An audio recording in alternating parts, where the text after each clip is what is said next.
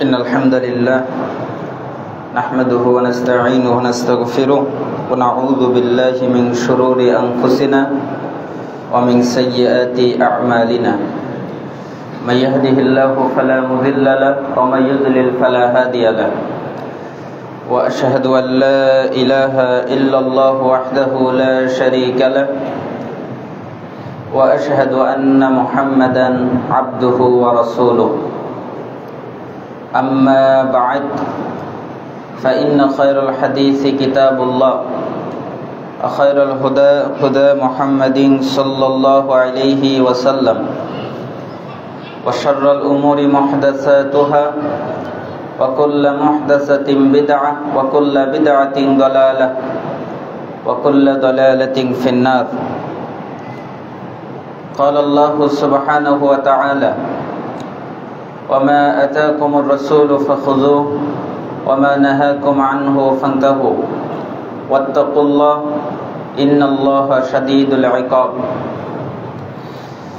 সমস্ত প্রশংসা সে আল্লাহ সুবহানাহু ওয়া তাআলার দরবারে যে মহান রব আমাদেরকে অত্যন্ত মেহেরবানি করে আজকে ইমাম মুসলিম রহিমাহুল্লাহ জামে মসজিদ কমপ্লেক্সে জুমার খুতবা শোনার জন্য এবং জুমার সালাহ আদায়ের জন্য আসার তৌফিক দান করেছেন। আমরা সেই রবের শুকরিয়া আদায় করছি, আলহামদুলিল্লাহ। দুরূদ আর সালাম পেশ করছি আমাদের সেই প্রিয় রাসূলের প্রতি, যিনি মন গড়া ভাবে কিছু বলতেন না। আল্লাহ তাআলা তাকে যা জানাতেন তাই তিনি বলতেন। যার আনুগত্য করা, ইত্তেবা করা, যাকে মেনে নেওয়া আমাদের জন্য জরুরি, অবশ্যই পালনীয় কর্তব্য, সেই প্রিয় রাসূলের প্রতি দুরূদ এবং সালাম পেশ করছি সাল্লাল্লাহু আলাইহি ওয়াসাল্লাম। এবং সমস্ত আম্বিয়াগণ, তাদের প্রতি, আমাদের প্রিয় নবী মুহাম্মদ সাল্লাল্লাহু আলাইহি ওয়াসাল্লামের পরিবার পরিজন, সাহাবায়ে কেরাম, তাবেঈ, তাবেঈগণ, মুজতাহিদ, ইমামগণ এবং আমাদের আগে, আমাদের পূর্বে ইমানদার পুরুষ এবং নারী যারা দুনিয়া থেকে চলে গেছেন, আমরা সবার জন্য দোয়া করছি আল্লাহ সুবহানাহু ওয়া তাআলা তাদের উপরে শান্তি বর্ষণ করুন। এবং আমরা যারা এখানে উপস্থিত, এই খুতবা থেকে পরিপূর্ণভাবে উপকৃত হবার তৌফিক আল্লাহ সুবহানাহু ওয়া তাআলা আমাদেরকে দান করুন। আজকে আমরা সংক্ষিপ্তভাবে জুমার খুতবায় আপনাদেরকে হাদিসের আলোকে, কোরআনের আয়াতের আলোকে এবং কিছু ঘটনার আলোকে আমরা আপনাদেরকে নসিহত করব। আল্লাহ সুবহানাহু ওয়া তাআলা যেন আমাদেরকে তা পালন করার তৌফিক দান করেন। প্রথমত আপনাদেরকে আমি একটি নসিহত করছি। নসিহতটা খুবই গুরুত্বপূর্ণ এবং খুবই জরুরি পর্যায়ের। ইব্রাহিম ইবনে আদহাম রাহিমাহুল্লাহ তিনি বলেন, একদিন একটা লোক আমার কাছে আসলো, এরপরে আমাকে এসে বললেন, হে ইব্রাহিম ইবনে আদহাম, হে আলেম, হে জ্ঞানী ব্যক্তি, আল্লাহ তাআলা বলেছেন তোমরা আমাকে ডাকো, আমি তোমাদের ডাকে সাড়া দিব। অর্থাৎ আমরা যদি আল্লাহ তাআলাকে ডাকি, আল্লাহ তাআলা আমাদের ডাকে সাড়া দিবেন। একথা কে বলেছেন? আল্লাহ নিজে বলেছেন। কিন্তু আমি আল্লাহকে এত ডাকি, আল্লাহর কাছে এত কিছু চাই, না তিনি আমার ডাকে সাড়া দেন, না তিনি আমার চাওয়াটাকে পূরণ করেন। আমি যা চাই তা পাই না, এবং আমি যেভাবে ডাকি ওই ডাকে আল্লাহ সাড়া দেন না। কত তো ডাকলাম, কারণটা কেন আল্লাহ আমার ডাকে সাড়া দেয় না? কেন আল্লাহ আমাকে আমার চাওয়া জিনিস দেয় না? আমাদের সাথেও অনেকের এরকম ঘটে। আমরা আল্লাহ তাআলার কাছে অনেক কিছুই চাই, কিন্তু দেখা যাচ্ছে আমরা সেই জিনিসটা পাই না, ওই লোকটার মতো। আল্লাহ তাআলার কাছে অনেক কিছু আরজি জানাই, অনেক কিছুর ইচ্ছা পোষণ করি, আল্লাহ আমাকে এটা দান করবেন, আল্লাহ আমাকে সেটা দেবেন, কিন্তু দেখা যাচ্ছে আমরা তা পাচ্ছি না। কারণ কি? তখন ইব্রাহিম ইবনে আদহাম বললেন, 5টা কারণে আল্লাহ তাআলা তোমার ডাকে সাড়া দেয় না। অর্থাৎ তুমি 5টা অপরাধ করেছো, 5টা গুনাহ করেছো, 5টা রোগ তোমার মধ্যে আছে, এই কারণে আল্লাহ তোমার ডাকে সাড়া দেয় না। আর যার ভিতরে এই রোগ থাকবে, যারা এই কাজগুলো করবে, আল্লাহ তার ডাকে সাড়া দিবেন না, তার দোয়া কবুল করবেন না। তখন তিনি বললেন, তা কি? ইব্রাহিম ইবনে আদহাম তখন বলা শুরু করলেন, 1, আরাফতুমুল্লাহ ফালাম তুআদ্দু হাক্কাহু। তোমরা আল্লাহর পরিচয় পেয়েছো, আল্লাহর পরিচয় কি তা তোমরা জানো। আমরা আল্লাহর পরিচয় জানি না?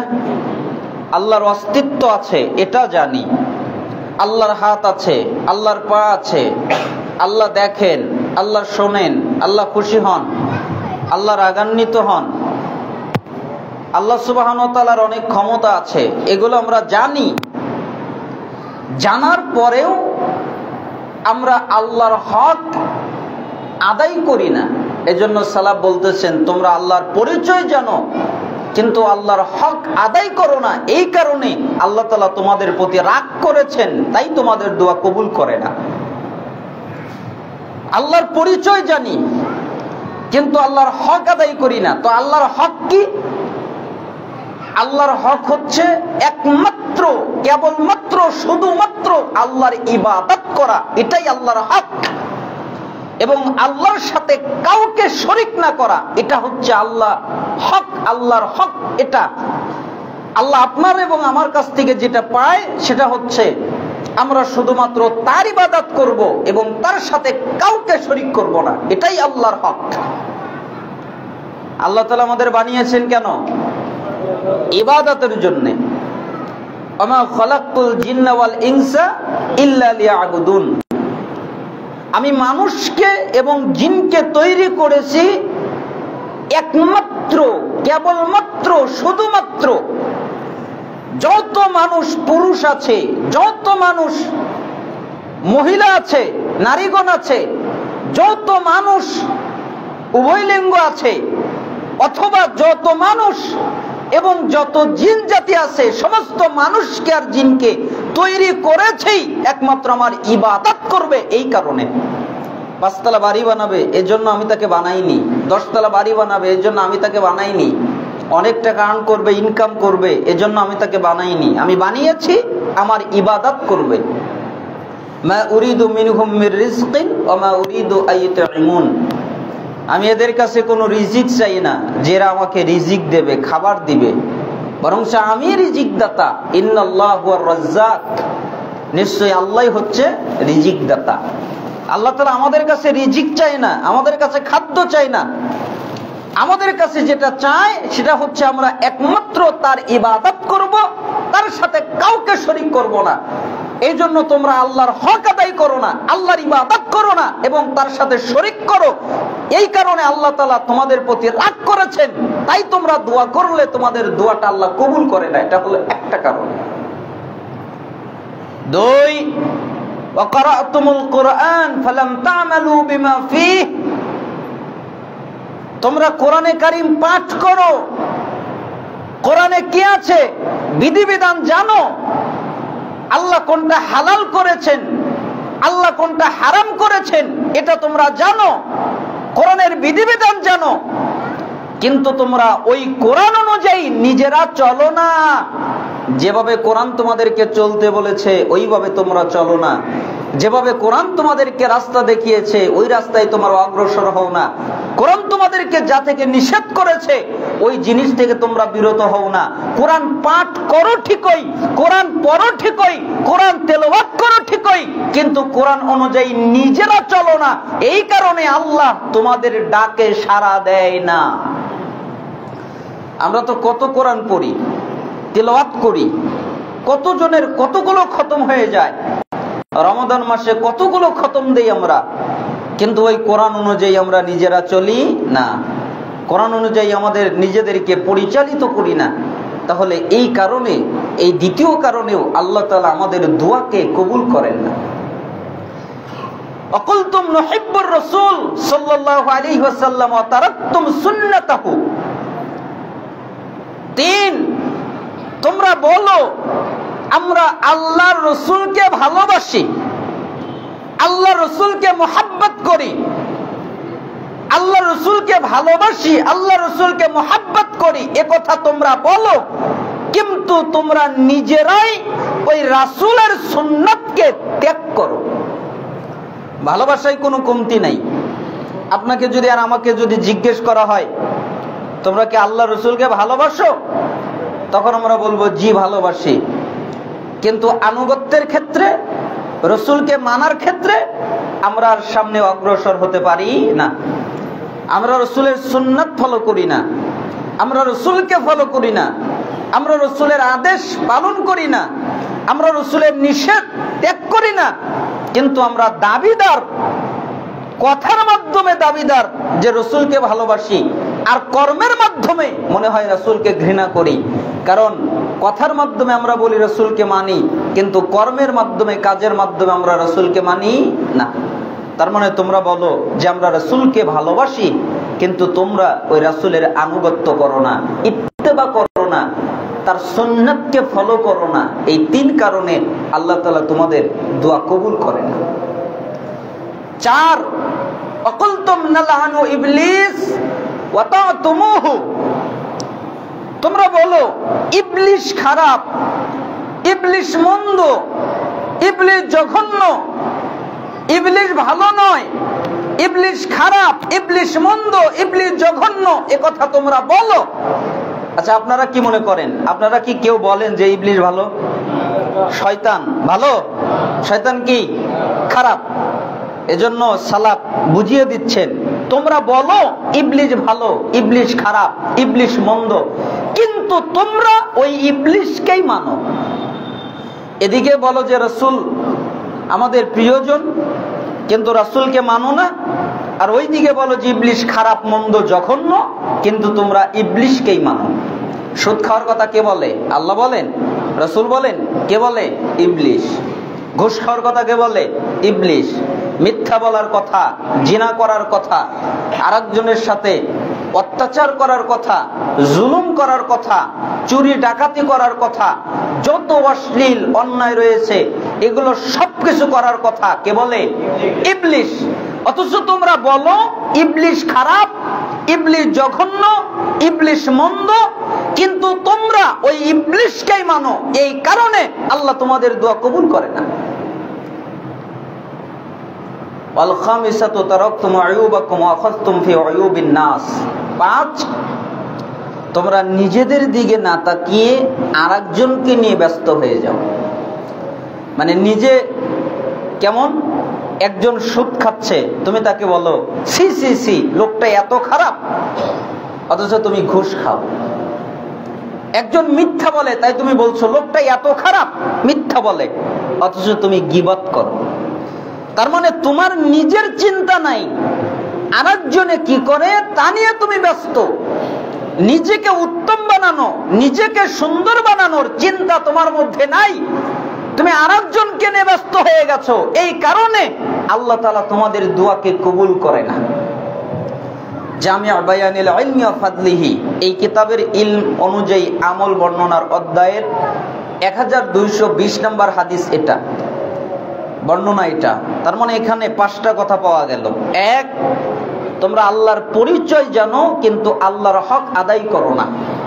তার মানে এখান থেকে বোঝা গেল আল্লাহর হক আমাদের আদায় করা উচিত।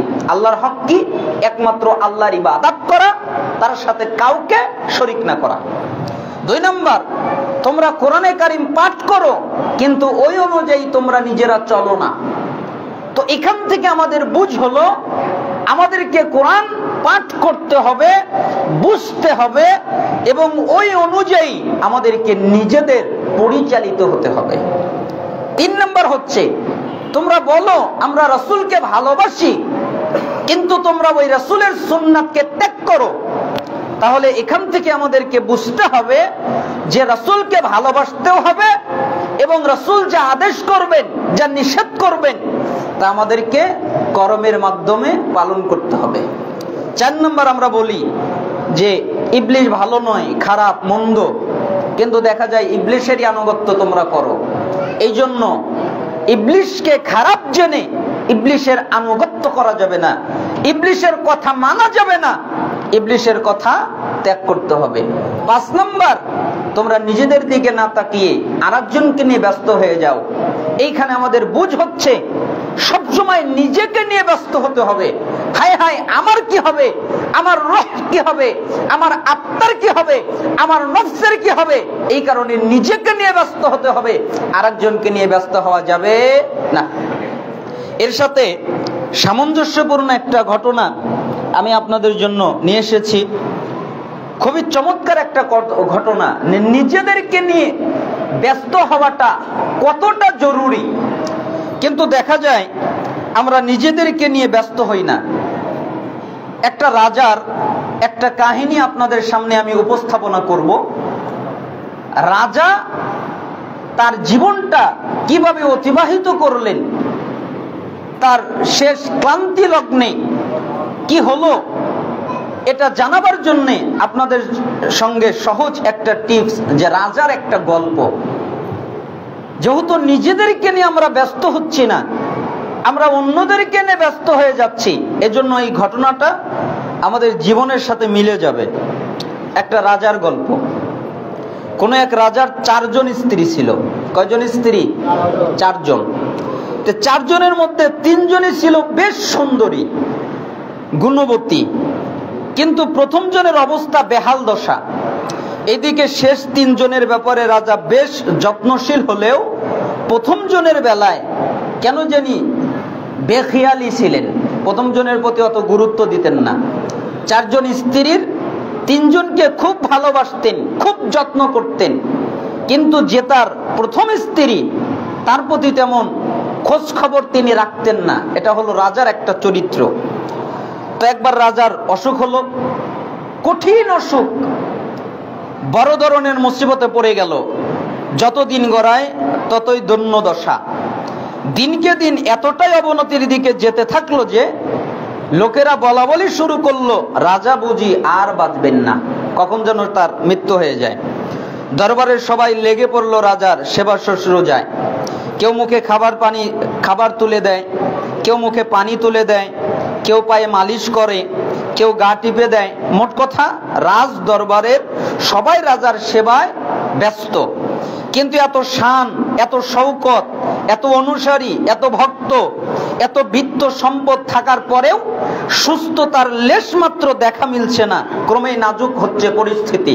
রাজার দিনকে দিন শুধু অবনতি হচ্ছে, ভালোর দিকে যাচ্ছে না। অবশেষে একদিন সবার আশঙ্কা ফলল। ডাক্তার রাজাকে দেখে বলে গেলেন, হায়াত আর বেশি দিন নাই, শরীরের অবস্থা বড্ড নাজুক, তিনি আর বাঁচবেন না, আপনি আর বেশি দিন বাঁচবেন না, তার দুরারোগ্য ব্যাধি রয়েছে। ডাক্তারের কথায় যেন আকাশ ভেঙে পড়লো রাজার মাথায়।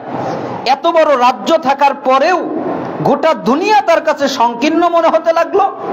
যে মানুষটা এতদিন শহরের পরে শহর দাপিয়ে বেরিয়েছে, যার দাপটে শত্রুরা থরথর করে কাঁপছে, সেই মানুষটাই এখন 4 দেয়ালের মধ্যে বন্দী হয়ে গেল, ঘেরাও হয়ে গেল। এত সৈন্যবাহিনী থাকার পরেও সে আজ অশোকের কাছে বন্দী হয়ে গেল, বিছানা থেকে উঠতে পারছে না। 1 গ্লাস পানিও নিয়ে সে নিজ হাতে তুলে খাবে সেই শক্তিটুকু তার কাছে নেই, যেন নিতান্ত দুর্বল। কয়েকদিন পরেই যার নিথর দেহ চাপা পড়বে মাটির কাছে। এত ক্ষমতা রাজার, কিন্তু দেখলো তার মৃত্যু হয়ে যাবে, সে কি করবে? এভাবে ক্রমশ মৃত্যু চিন্তা, কবরের নিঃসঙ্গতা মনের আষ্টে পৃষ্ঠে ঘিরে ধরল রাজার। আখেরাতের ভয়াল দৃশ্য দেখে ভেসে উঠল মনের আকাশে। ভয়ে বিহ্বল হয়ে গেলেন তিনি। মনের এই ভয় দূর করতে ছোট বউকে ডেকে পাঠালেন, যে যাও তো আমার ছোট বউটাকে ডেকে নিয়ে আসো। কেন? ডাক শুনে ছোট বউ দ্রুত চলে আসলেন। 4 স্ত্রীর মধ্যে এই জনকে রাজা ভীষণ রকম ভালোবাসতেন, মানে যত স্ত্রী আছে তার মধ্যে এই ছোট স্ত্রীকে খুব ভালোবাসতেন। 1 নিমিষের জন্য চোখের আড়ালে রাখতেন না। যখন যা লেগেছে হুকুমের আগে এনে দিয়েছেন। তার জন্য নিজের গোটা রাজ্য ছেড়ে দিতে প্রস্তুত ছিলেন রাজা। কিন্তু আজ সেই প্রেমিক রাজা মৃত্যু শয্যায় কাতরাচ্ছে, কাতর কণ্ঠে প্রিয়তমা স্ত্রীকে বলছে, আমার খুব খারাপ লাগছে, খুব ভয় হচ্ছে। এই জগতে আমার কত ক্ষমতা, কত সম্পদ, কোনো কিছুর অভাব ছিল না, কিন্তু ওপারের জীবনে আমি যে সম্পূর্ণ একা, কবরে, হাসরে, আখেরাতের প্রতিটি স্টেশনে সম্পূর্ণ একা পার করতে হবে আমার, তাই আমার খুব ভয় হচ্ছে। তুমি কি আমার ওপারের সাথী হবে? আমার সাথে কি কবরে যাবে? তখন চতুর্থ স্ত্রী জবাব দিচ্ছে, মাফ করবেন, আমার পক্ষে এখন মরা সম্ভব না, আমি এখানেই থাকতে চাই, এই শান শৌকত ছেড়ে যেতে পারবো না। প্রিয়তমার মুখে সরাসরি না সূচক জবাব আশা করেননি রাজা, যে আমার প্রিয় ব্যক্তি এই জবাব আমাকে দিবেন না। তাই কিছুক্ষণের জন্য নির্বাক হয়ে গেলেন। আসলে নিজের কানকে তিনি বিশ্বাস করতে পারছিলেন না। যাকে এত ভালোবাসলাম, এত আগলে রাখলাম, সেই মানুষটাই কিনা আমার অন্তিম মুহূর্তে একা ছেড়ে চলে যাচ্ছে। কিন্তু আরো তো 2 জন স্ত্রী প্রিয় আছে, তাদের বলে দেখি। এই ছোট স্ত্রী তো আমার সাথে যাবে না, 4 নম্বরটা যাবে না, তাহলে দেখি তৃতীয়টা আমার সাথে যায় নাকি। তৃতীয় স্ত্রী এলো। 4 জন স্ত্রীর মধ্যে এই স্ত্রী আবার রূপের দিক দিয়ে একটু এগিয়ে আছে। সুস্থ থাকা অবস্থায় রাজা তাকে নিয়ে বেশ গর্ব করতেন। বিভিন্ন সভা অনুষ্ঠানে এই স্ত্রীকে পাশে রাখতেন।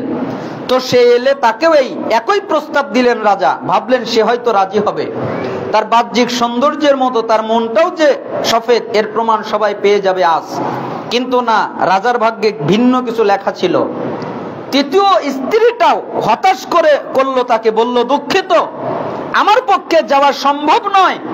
তবে এতটুকু বলেই সে ক্ষান্ত হয়নি, সঙ্গে কাটা গায়ে নুনের ছিটা দিয়ে বলল, আপনি মারা গেলে আমার আর কি হবে, আমি অন্য জায়গায় বিয়ে করে নতুন সংসার করব। আপনার সাথে আমি যাব, আপনি যদি মারা যান তাহলে আমি আর এক জায়গায় বিবাহ বসে নতুন সংসার করব। এই ভরা যৌবনে আমি বিধবা থাকতে পারবো না। দ্বিতীয় জন তখন পাশেই দাঁড়িয়ে আছে। রাজা ছলছল চোখে তার দিকে তাকালেন। এই স্ত্রী আবার বাকিদের মতো এত স্বার্থপর নয়। কেন? এ সুখে দুঃখে সবসময় রাজার পাশে ছিল, যে উপদেশ দিয়ে ভালোবাসা দিয়ে হরহামেশা রাজাকে সাহায্য করে এসেছে, প্রকৃত বন্ধুর পরিচয় দিয়েছে। তাই এটা আশা করা মোটেও অত্যুক্তি হবে না যে অন্তত আজকের এই ক্লান্তিকালে সে রাজার সঙ্গ দিবে। তাই রাজা তাকিয়ে আছে, দেখছেন কি উত্তর দেয় প্রিয়তমা দ্বিতীয় স্ত্রী। কিন্তু এবারও তার আশায় ঘুরে বালি। কি হলো? সে রাজি না। তবে একটার আশার বাণী শোনালো, বলল, আমি যদি রাজি নাও হই, আমি আপনার সঙ্গে আখেরাতে যেতে না পারলেও আপনি নিশ্চিন্তে থাকুন, আমি আপনার দাফন কাফনের ব্যবস্থা করব। আপনার মৃত্যুর পর আপনার সহায় সম্পদ সুষ্ঠুভাবে বন্টন করে দেব, আপনার জন্য দোয়া করব, গরিব মিসকিনদেরকে খাবার খাওয়াবো। এই ব্যাপারে আপনার কোনো চিন্তা করতে হবে না। রাজা যেন হতাশায় মূর্ছা যায়। মৃত্যু চিন্তার বদলে কাছের মানুষদের অবহেলায় তাকে এখন কুরে করে খাচ্ছে। চোখ গড়িয়ে অশ্রু ঝরছে রাজার, কিন্তু কারো কাছেই সেই অশ্রুর আজ দাম নেই। সুস্থ থাকতে যে রাজার জন্য তারা জো হুকুম জাহাপানা আওরাত, ক্লান্তিকালে তাদের কাছেই তিনি মূল্যহীন। কারো কাছে মুখে কথা নেই, সবাই আজ নিজ নিজ ভাগ নিয়ে ব্যস্ত। রাজার মৃত্যুর পর রাজ্যের কে কোন অংশ নেবে এই হিসাব করছে সবাই মনে মনে। অচানক ঘরের পিনপতন নীরবতা ভেঙে একটি কণ্ঠ ভেসে আসলো, আমি আপনার সঙ্গী হব। রাজা মাথা উঠিয়ে তাকালেন, দেখলেন প্রথম স্ত্রী। সে বলছে, আমি আপনার সঙ্গে যাব, আপনার আখেরাতের সঙ্গিনী হব। রাজা হতবাক, চোখের পানি ছেড়ে দিয়ে বললেন, হায়, জীবনভর কাদেরকে মাথায় তুলে রাখলাম আর কাকে অবহেলা করলাম। যে মানুষটাকে সবসময় অবজ্ঞা চোখে দেখেছি, অযত্নে ফেলে রেখেছি, সেই মানুষটাই আজ আমার উপরের সঙ্গী হতে চাচ্ছে। আফসোস আমার জন্য। আমার তো উচিত ছিল তোমার প্রতি সব থেকে বেশি যত্নশীল হওয়া। কারণ 4 স্ত্রীর ওই 3 স্ত্রী তার সাথে যেতে চাইনি, কিন্তু প্রথম স্ত্রী বলেছে, আমি আপনার সাথে যাব। এবার চলেন আমরা এই 4 স্ত্রীকে ব্যাখ্যা করি। চতুর্থ স্ত্রী রূপবতী সুন্দরী রাজার সাথে যেতে চাইনি। সে কে? সে হচ্ছে আমাদের রক্তে মাংসে গড়া শরীর। হ্যাঁ, আমাদের এই শরীর, আমাদের সবচেয়ে প্রিয়জন। ভালোবাসায় যার ঊর্ধ্বে আমরা কাউকেই বসাতে পারি না, তার জন্য সব করতে প্রস্তুত, তাকে সুখী রাখতে, আনন্দ দিতে, কখনো হালালের সীমা ছাড়িয়ে হারামের দিকে ঝুঁকি। জীবনের শুরু থেকে শেষ অবধি আমরা দেহের যত্নেই নিজেদের উজাড় করে দেই, কিন্তু এই দেহটাই মৃত্যুর সময় আমাদের থেকে বিচ্ছিন্ন হয়ে পড়বে। উপারেতে আমাদের সঙ্গী হতে সাধে, কারণ মাটির সঙ্গে মিশে যাওয়াই তার ধর্ম। মাটির সঙ্গে মিশে যাবে আমাদের এই সুন্দর দেহটা। এটা হচ্ছে চতুর্থ স্ত্রীর মতো এত সুন্দরী, কিন্তু আমাদের সঙ্গে পরপরে যাবে না। সে মাটির সাথে মিশে যাবে, সে মাটির সাথে শেষ হয়ে যাবে, নিঃশ্বাস হয়ে যাবে। তার অবস্থা এই রকম হবে। তৃতীয় স্ত্রী হচ্ছে আমাদের শখের চাকরি, আমাদের স্বপ্নের ব্যবসা, যাকে নিয়ে আমরা গর্ব করি, অন্যদের সামনে বুক চিতিয়ে হাঁটি, কিন্তু এই অর্জনটাও আমাদের ক্লান্তিকালে ধোঁকা দেয়। শুধু বিচ্ছেদের ধোঁকা নয়, মরণ মাত্র সে রাজার তৃতীয় স্ত্রীর মতোই নিজেকে অন্যের হাতে সঁপে দেয়। কি বলে? যে তুমি মরে গেলে কি হবে, আমি আরেকটা বিয়ে করব, আমি আরেকটা সংসার করব। আজ যে চাকরি নিয়ে আপনি অহংকার করছেন, কাল আপনার অনুপস্থিতিতে আপনার জায়গাতেই আরেকজনকে বসানো হবে। যেই ব্যবসা নিয়ে গর্ব করছেন, মানুষকে তুচ্ছ জ্ঞান করছেন, সেই ব্যবসায় আপনার মৃত্যুর পর অংশীদারদের মাঝে ভাগ হয়ে যাবে। আপনার চেয়ারটা খালি থাকবে না কখনোই, ওটা আরেকজনে নিয়ে নিবে।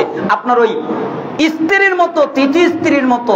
কি যে তুমি যদি মারা যাও আমি আরেকটা বিয়ে করব, আমি একা থাকবো, ঠিক আপনার চাকরি, আপনার ব্যবসা, আপনার চেয়ার, আপনি যদি মারা যান এটা আপনার থাকবে না, এটা অন্যজনে নিয়ে নিবে।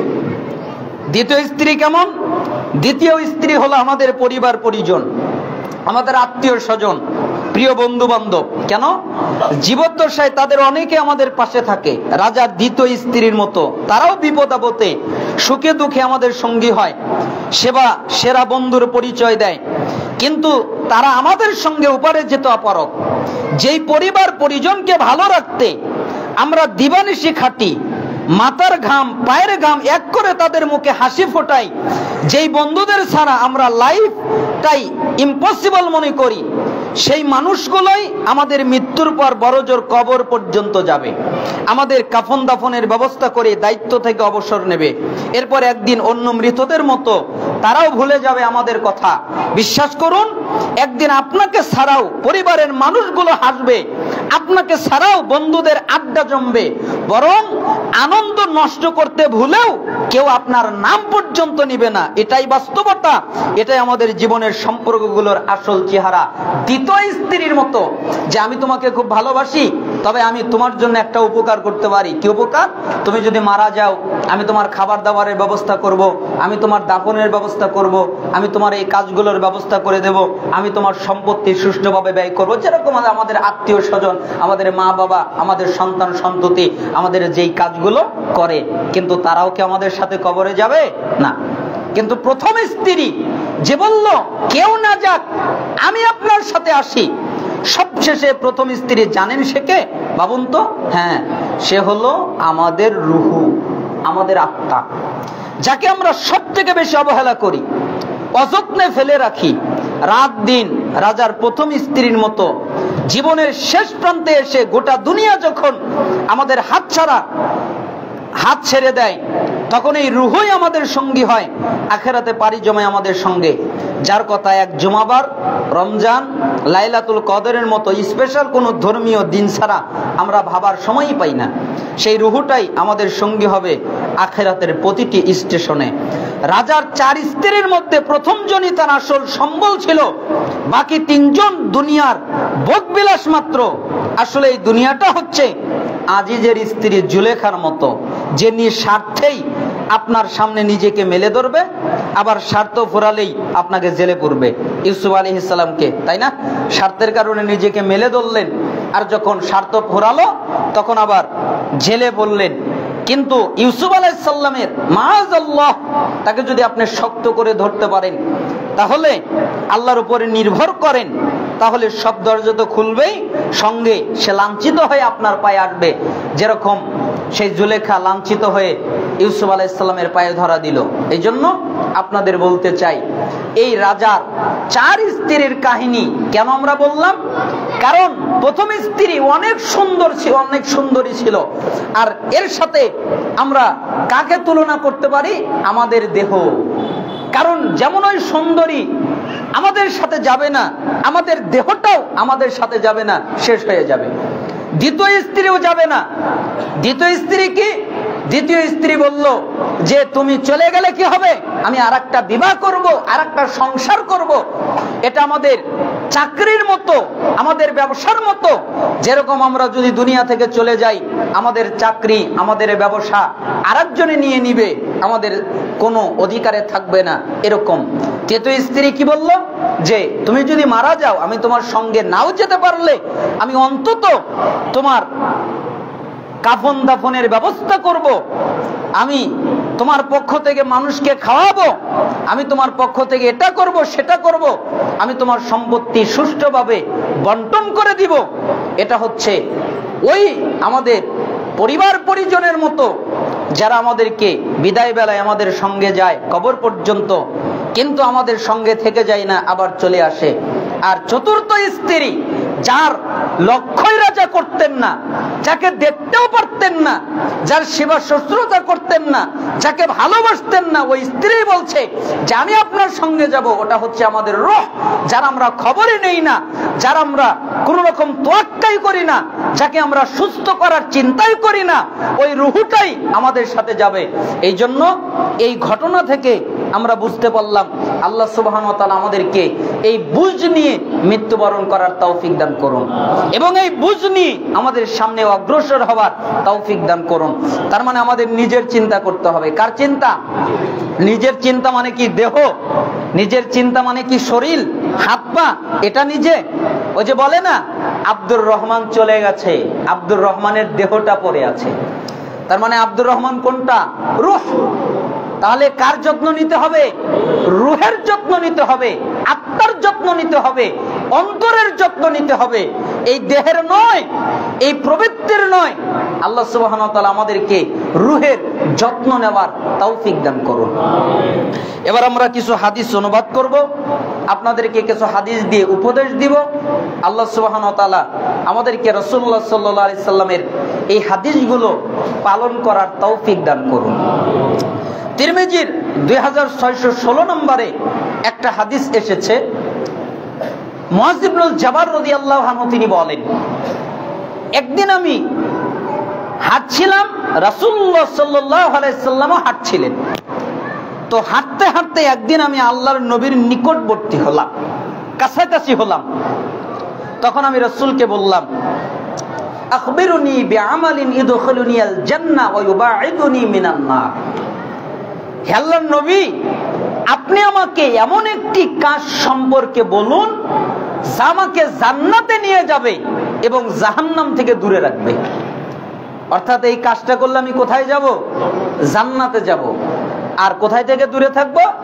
জাহান্নাম থেকে দূরে থাকবো। এই কাজ সম্পর্কে আপনি আমাকে বলেন। আচ্ছা বলেন তো, এটা কি জরুরি প্রশ্ন নাকি জরুরি প্রশ্ন নয়? জরুরি প্রশ্ন। কারণ আপনার আর আমার জান্নাতে যাওয়ার জন্য কি দরকার? সাহাবী অন্য কিছু জিজ্ঞেস করলেন না, খালি বললেন আল্লাহর নবী এমন একটা কাজ বলেন যা করলে জান্নাতে যাব, জাহান্নাম থেকে বাঁচবো। তার মানে শুধু জান্নাত নয়, জাহান্নাম থেকেও বাঁচবো, জাহান্নামে যেতে হবে না, এমন একটা কাজ সম্পর্কে আপনি আমাকে বলেন।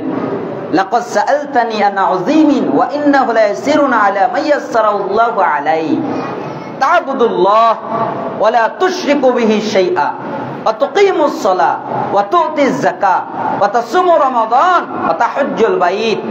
কোন বর্ণনা এসেছে নিস্তাতা ইলাইহি সাবিলা। রাসূল সাল্লাল্লাহু আলাইহি ওয়াসাল্লাম বললেন, মুআজ তুমি আমাকে গুরুত্বপূর্ণ বিষয় প্রশ্ন করেছো, তবে এটা তার জন্য সহজ যার জন্য আল্লাহ সহজ করে দেয়। জান্নাতে যাওয়া সহজ নয়, জাহান্নাম থেকে বাঁচা সহজ নয়, এটা তার জন্য সহজ যার জন্য আল্লাহ সহজ করে দেয়। জাহান্নাম থেকে বাঁচা তার জন্য সহজ যার জন্য আল্লাহ সহজ করে দেয়। তখন তিনি বললেন, শোনো, এক, তুমি একমাত্র আল্লাহর ইবাদত করবে, তার সাথে কাউকে শরীক করবে না। দুই, তুমি সালাত আদায় করবে। তিন, তুমি যাকাত দিবে।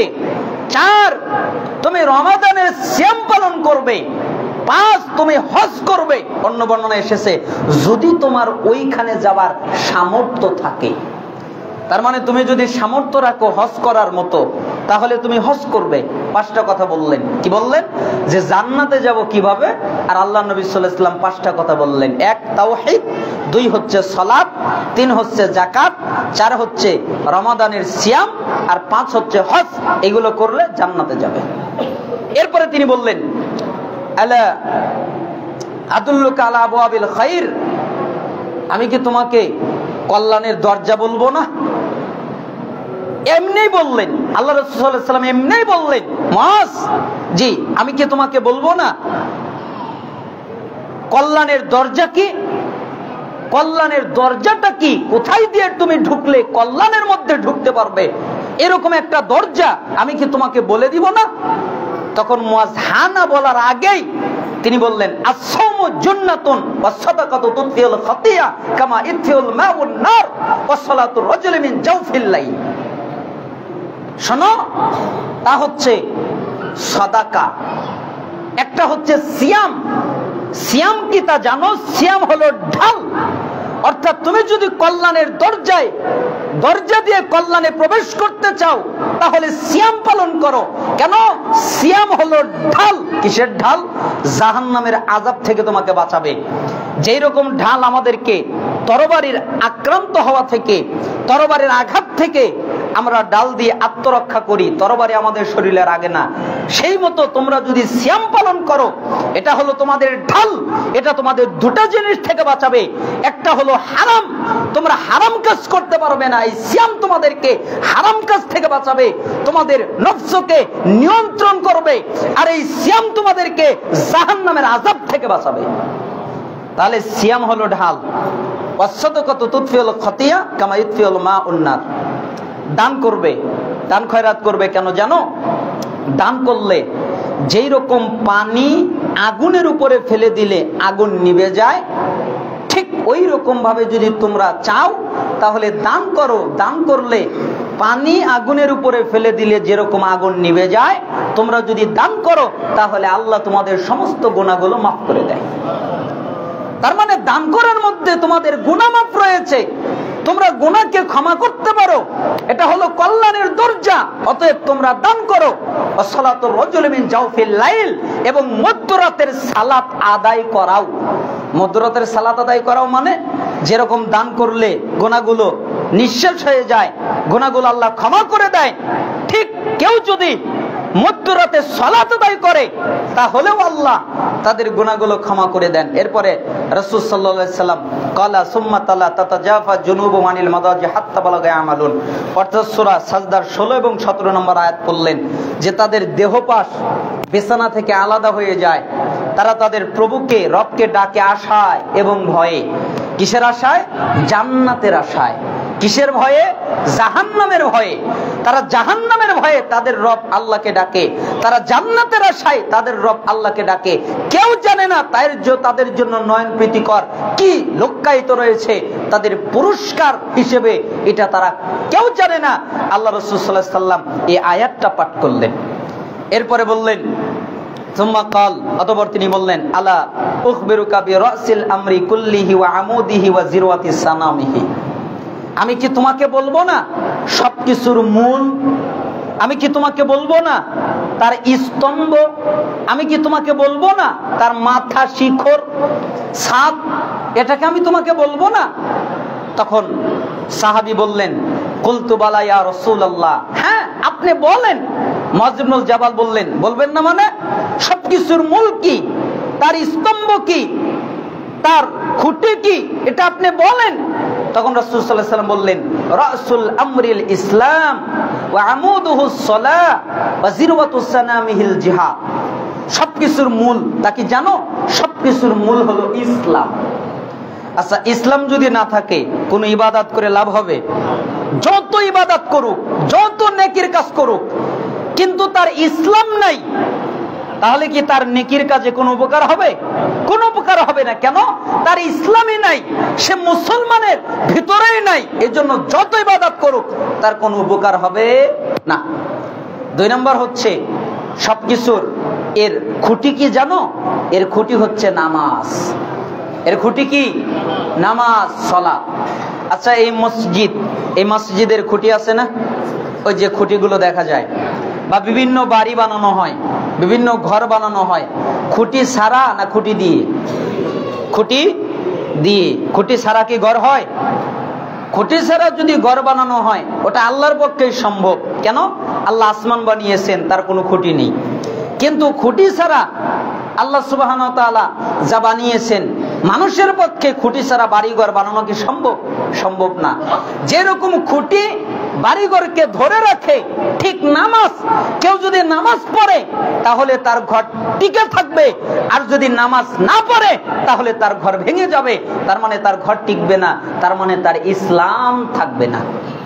যদি নামাজ পড়ে তার ইসলাম আছে, যদি নামাজ না পড়ে তার ইসলাম নাই। তার মানে সালাতটা হলো খুঁটি। এই জন্য কেউ যদি তার ইসলামকে ঠিক রাখতে চায়, কেউ যদি তার ঈমানকে ঠিক রাখতে চায়, তাহলে অবশ্যই তাকে সালাত আদায় করতে হবে। তোমরা কি জানো এর শিখর, এর মাথা কি? এর মাথা হলো জিহাদ। কারণ জিহাদ না করলে সাথ থাকে না, এই জন্য প্রয়োজনে জিহাদ করতে হয়। প্রয়োজনে রাসূলুল্লাহ সাল্লাল্লাহু আলাইহি সাল্লাম জিহাদ করেছিলেন। যদি আমাদের প্রয়োজন হয় তাহলে আমাদেরকেও জিহাদ করতে হবে, প্রস্তুত থাকতে হবে। এরপরে রাসূল সাল্লাল্লাহু আলাইহি সাল্লাম বললেন, আলা উখবিরুকা বিমালাকি যালিকা কুল্লিহি, আমি তোমাকে যা কিছু বললাম, এতক্ষণ যা কিছু বললাম সবকিছুর মূল কি তা বলবো না? মানে এতক্ষণ যা বললাম সবকিছুর মূল, সবচেয়ে গুরুত্বপূর্ণ, সবচেয়ে প্রয়োজনীয়, সবচেয়ে দামি, সবচেয়ে মূলটা, যেটা না থাকলে তুমি ধ্বংস, তুমি নিশ্চিত নষ্ট, এটা কি আমি বলবো না? তখন সাহাবী বললেন, কুলতু বালা ইয়া নবী আল্লাহ, হে আল্লাহর নবী আপনি বলেন। ক্বালা ফাআখাযা বিলিসানি ক্বালা কুফা আলাইকা হাযা। এরপর রাসূল সাল্লাল্লাহু আলাইহি সাল্লাম নিজের জিহ্বা ধরলেন, এরপরে বললেন হাযা, এটা সবকিছুর মূল।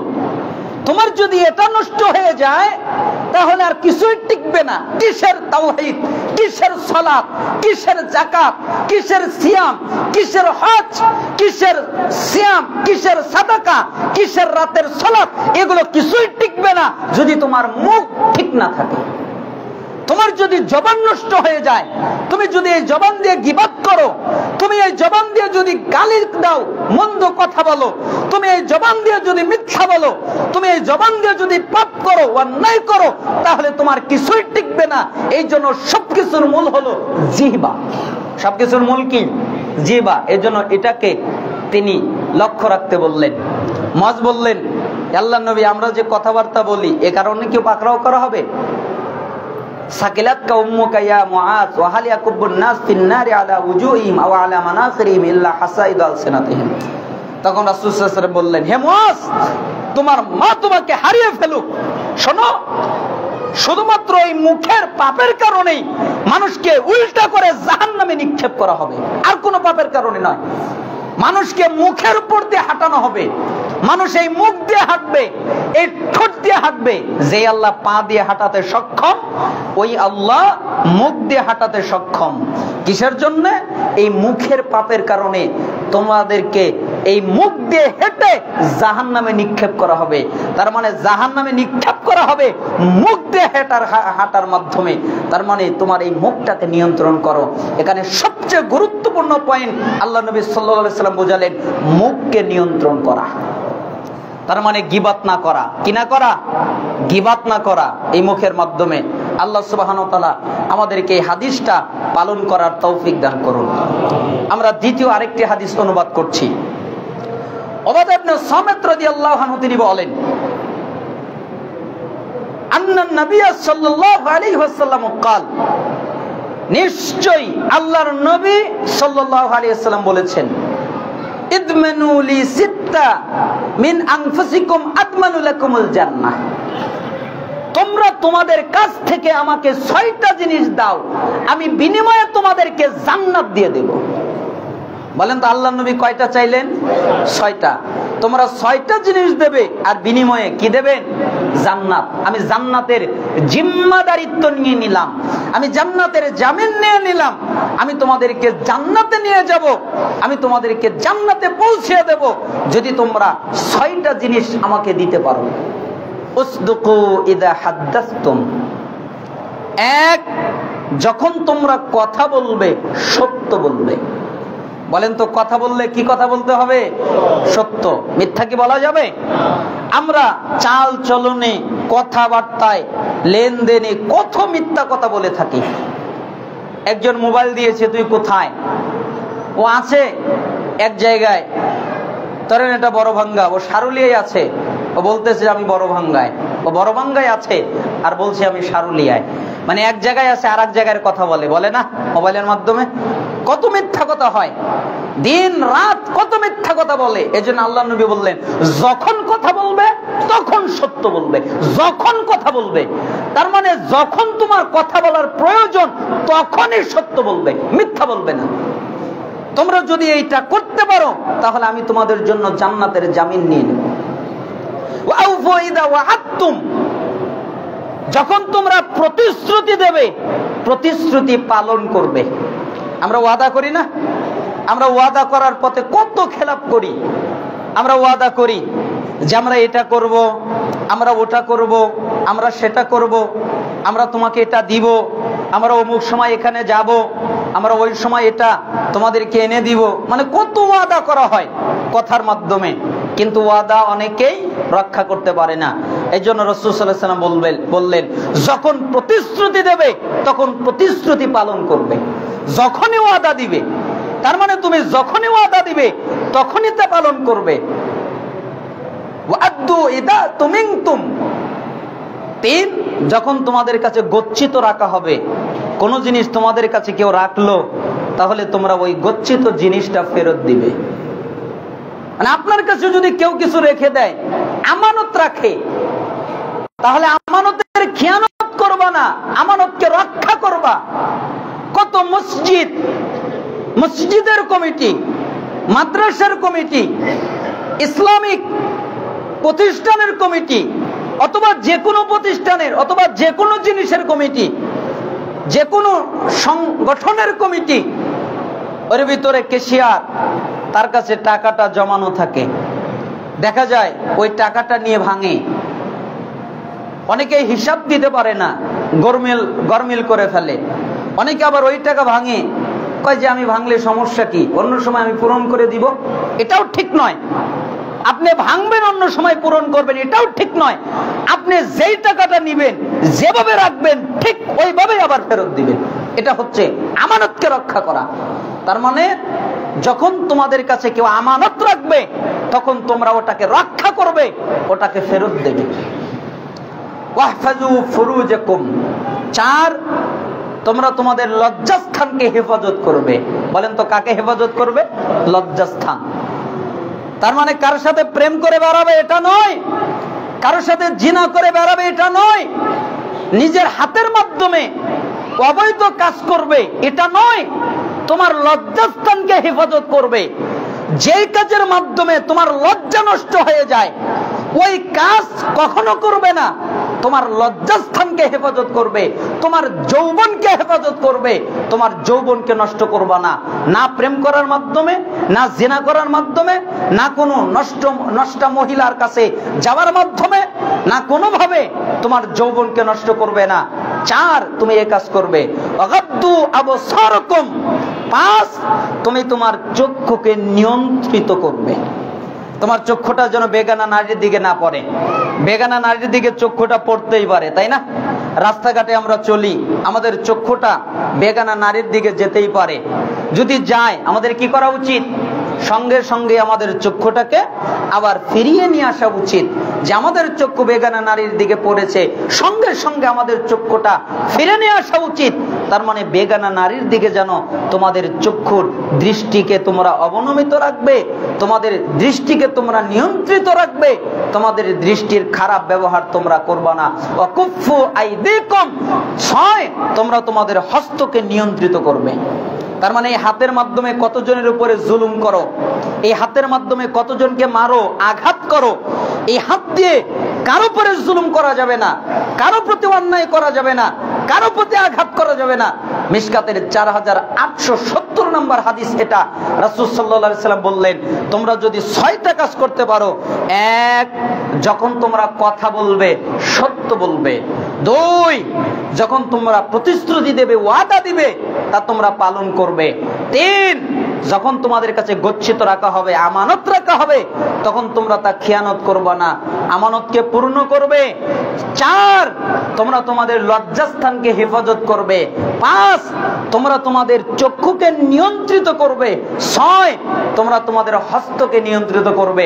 তোমরা যদি এই 6টা কাজ করতে পারো, তাহলে আমি মুহাম্মদ তোমাদেরকে জান্নাতে নিয়ে যাব। এই কাজ করতে পারবো না? আল্লাহ সুবহানাহু ওয়া তাআলা আমাদের করার তৌফিক দান করুন, আমাদের খুতবাকে কবুল আর মঞ্জুর করে নিন। আলহামদুলিল্লাহি ওয়াহদা ওয়াসসালাতু ওয়াসসালামু আলা রাসূলিল্লাহ, আম্মা বাদ। সমস্ত প্রশংসা আল্লাহ সুবহানাহু ওয়া তাআলার জন্য, যে আল্লাহ সুবহানাহু ওয়া তাআলা আমাদেরকে অত্যন্ত মেহেরবান করে প্রথম খুতবা শোনার তৌফিক দান করলেন। আলহামদুলিল্লাহ। আমরা শুনছিলাম রাসূলুল্লাহ সাল্লাল্লাহু আলাইহি সাল্লামের পক্ষ থেকে কিছু নসিহত হাদিসের আলোকে। আরেকটা নসিহত করছি, আব্দুল্লাহ ইবনে আমর রাদিয়াল্লাহু আনহু তিনি বলেন, রাসূলুল্লাহ সাল্লাল্লাহু আলাইহি সাল্লাম বলেছেন, আরবাউন ইযা কুন্না ফীকা আলাইকা মা ফাতাকা মিনাদ দুনিয়া। যখন তোমাদের কাছে চারটি জিনিস থাকে, কয়টা জিনিস? চারটা। আর যদি দুনিয়ার সবকিছু ছাড়া পড়ে যায় তোমার কোনো ক্ষতি নাই। তোমার ভিতরে যদি চারটা জিনিস থাকে আর দুনিয়ার যা কিছু ছাড়া পড়ে যাক তোমার কোনো ক্ষতি নাই।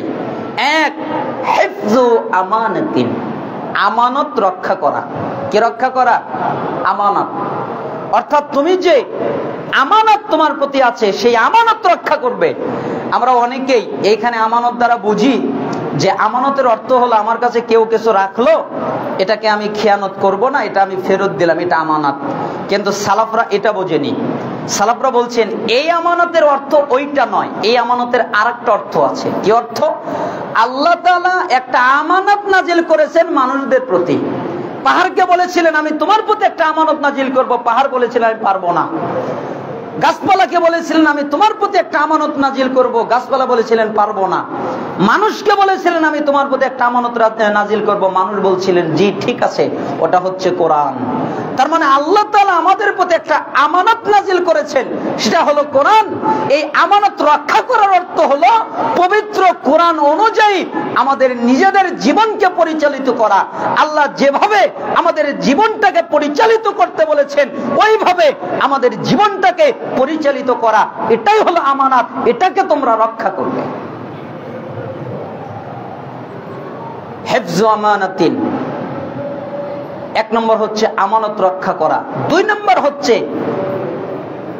যে তোমরা যখন কথা বলবে তখন তোমরা সত্য কথা বলবে, আমরা তার ব্যাখ্যা আগে করেছি। তিন নম্বর হচ্ছে হুসনু খালিকাতিন, উত্তম চরিত্র। তার মানে তোমার চরিত্রটা যেন ভালো হয়, তোমার চরিত্রটা যেন উত্তম হয়, তোমার চরিত্রটা যেন খারাপ না হয়, তোমার চরিত্রটা যেন বাজে না হয়, ভালো যেন হয়, উত্তম যেন হয়।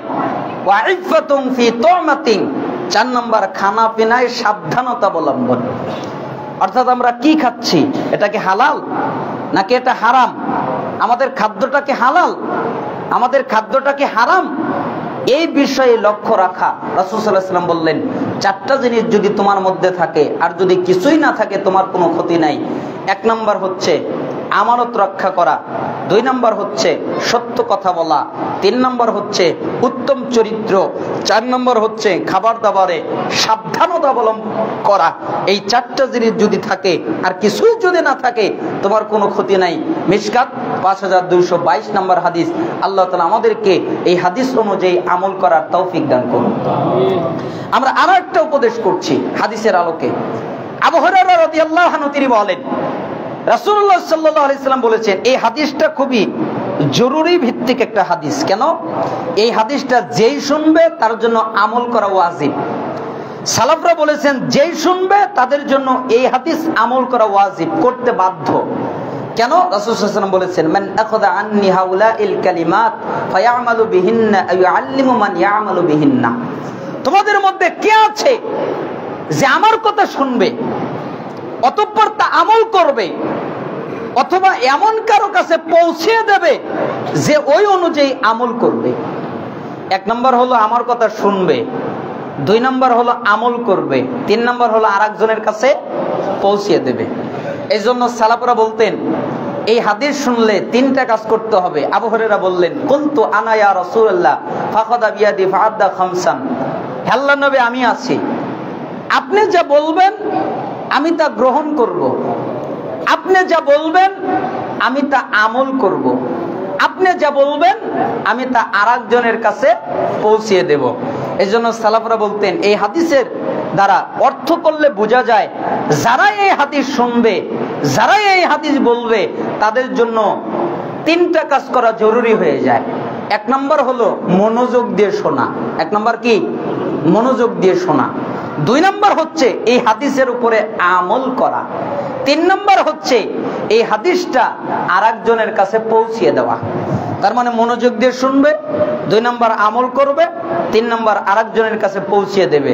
যেহেতু আবু হুরায়রা কে এভাবেই আল্লাহ নবী প্রশ্ন করলেন, কে আমার এই কথাটা মনোযোগ দিয়ে শুনবে, কে আমার এই কথাটা আমল করবে, কে আমার এই কথাটা আরেকজনের কাছে পৌঁছাবে, তখন আবু হুরায়রা বললেন, কুলতু আনা ইয়া রাসূলুল্লাহ, আল্লাহর নবী আমি আছি, আপনি যা বলবেন আমি তা শুনবো, আপনি যা বলবেন আমি তা আমল করব, আপনি যা বলবেন আমি তা আরেকজনের কাছে পৌঁছাবো। তখন রাসূল সাল্লাল্লাহু আলাইহি সাল্লাম আবু হুরায়রা বলেন, আমার হাত ধরলেন, এরপরে 5টা কথা বললেন। তিনি বললেন, ইত্তাকিল মাহারিমা তাকুন আ'বাদান নাস। তুমি কি আল্লাহর ওলি হতে চাও? আচ্ছা, আমরা আল্লাহর ওলি হতে চাই না? চাই না? আল্লাহর ইবাদত গুজার বান্দা। ওলি মানে আল্লাহর ইবাদত গুজার বান্দা, যে আল্লাহর অধিক ইবাদত করে, আর এই কারণে আল্লাহ তাকে ভালোবাসেন, সেই তো আল্লাহর বন্ধু ওলি। তো আল্লাহর ওলি ইবাদত গুজার বান্দা তুমি কি হতে চাও? কে হতে চায় না? আমরা হতে চাই না? হতে চাই। তোমরা যদি আল্লাহর ইবাদত গুজার বান্দা হতে চাও, তাহলে আল্লাহ যা হারাম করেছেন সব ত্যাগ করো, আল্লাহর ওলি হতে পারবে। আল্লাহ যা হারাম করেছেন সব ত্যাগ করো, আল্লাহর ওলি হতে পারবে। অনেক ইবাদত করার মাধ্যমে আল্লাহর ওলিত্ব নয়, অনেক ইবাদত করার মাধ্যমে তাকওয়া অর্জন করে মুত্তাকি হয় এমনটা নয়। মুত্তাকি কে? তাকওয়া অর্জন করে কে? যে হারাম ত্যাগ করে। কি ত্যাগ করে? হারাম ত্যাগ করে, হারাম বেঁচে চলে, এই হলো মুত্তাকি। যে হারাম ত্যাগ করে সেই হচ্ছে আল্লাহর ওলি। তো তুমি কি আল্লাহর ওলি হতে চাও? তাহলে হারাম ত্যাগ করো, তুমি আল্লাহর ওলি হয়ে যাবে। অর্দা বিমা কসমাল্লাহু লাকা তাকুন আগনান নাস। 2, তোমার তাকদিরে যা আছে তুমি তার প্রতি সন্তুষ্ট থাকবে। তুমি কি ধনী হতে চাও? আচ্ছা, আমরা ধনী হতে চাই না? চাই না? চাই। তুমি কি ধনী হতে চাও? তাহলে তোমার তাকদিরে যা আছে তাতেই সন্তুষ্ট থাকবে, বিনিময়ে তুমি ধনবান, আল্লাহ তোমাকে ধনী বানিয়ে দেবে। আচ্ছা, ধনী কাকে বলে? ধনীর তো একটা সংজ্ঞা আছে। আপনারা ধনী কাকে বোঝেন? যার অনেক অর্থ সম্পদ টাকা পয়সা আছে ধনী না। যে ধনী হচ্ছে যার অভাব নেই, যার কি নাই? অভাব নাই। সারাদিনে 1000 টাকা ইনকাম করে ও খুশি, ওর আর লাগবে না। আর ও সারাদিনে কোটি টাকা ইনকাম করে, তারও আর অভাব, যে আরো কোটি টাকা লাগবে। তার মানে যার অভাব নেই তাকে বলে ধনী। ঠিক তুমি যদি তাকদীরের প্রতি সন্তুষ্ট থাকো, তাহলে তোমার অন্তরে আল্লাহ সন্তুষ্টি নাজিল করবেন, অল্পতেই তুমি সন্তুষ্ট হয়ে যাবে, তুমি ধনী হয়ে যাবে। ওয়া আহসিন ইলা জারিকা তাকুন মুমিনা। তুমি কি প্রকৃত মুমিন হতে চাও? আচ্ছা, আমরা মুমিন হতে চাই না? চাই না? তুমি কি প্রকৃত মুমিন হতে চাও? তাহলে তোমার প্রতিবেশীর সাথে ভালো আচরণ করো। তার মানে যে ব্যক্তি প্রতিবেশীর সাথে ভালো আচরণ করে না, এই ব্যক্তি প্রকৃত মুমিন নয়, এ ভেজাল মুমিন। আর যে ব্যক্তি প্রকৃত মুমিন হতে চায়, অবশ্যই তাকে প্রতিবেশীর সাথে ভালো আচরণ করতে হবে। ওয়াহিব্বালিন নাস মা তুহিব্বু লিনাফসিকা তাকুন মুসলিমা। তুমি কি প্রকৃত মুসলিম হতে চাও? আচ্ছা, আমরা প্রকৃত মুসলিম হতে চাই না? চাই না? তুমি কি প্রকৃত মুসলিম হতে চাও? তাহলে নিজের জন্য যা পছন্দ করো, অপরের জন্য তাই পছন্দ করবে।